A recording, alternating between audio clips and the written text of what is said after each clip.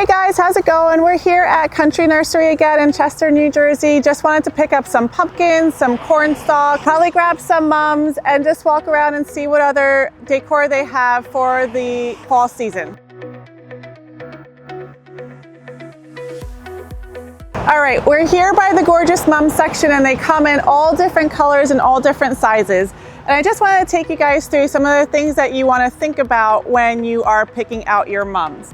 So sometimes they come and the entire pot is fully bloomed, and these are great if you want something for interest immediately. So for example, if you're having a party this weekend and you really want to spruce up your front porch, you want to get something that's in full bloom.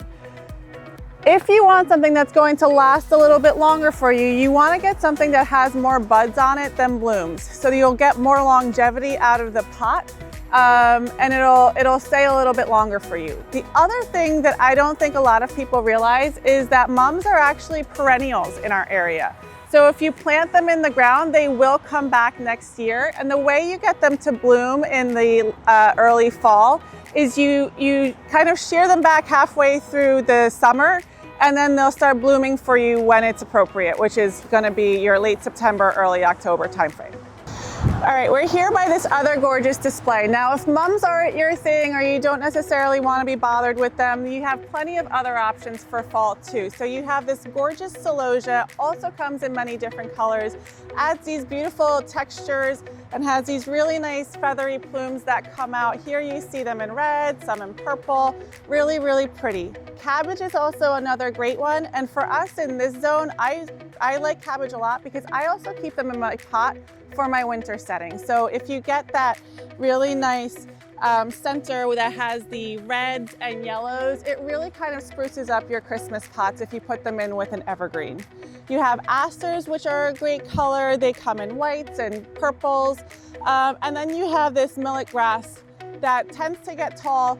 Here it's a little bit on the shorter side because we heard from the grower the colder winters have really kind of affected the height that it's getting, but they tend to get really pretty plumes on them, really adding to that fall interest.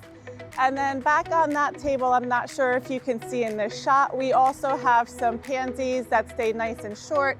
They're another great flower, and they are fairly good throughout a soft frost.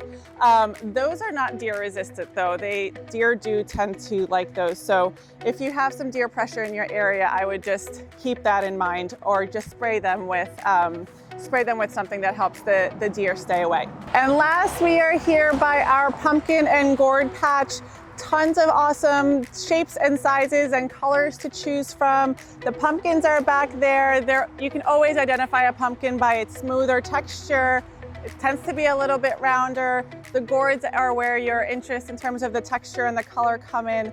Really great additions to your fall porch, and they can really take you through Thanksgiving too. So it's nice to have around, unless you carve it. Once you start carving it, then you're gonna run the risk of it rotting.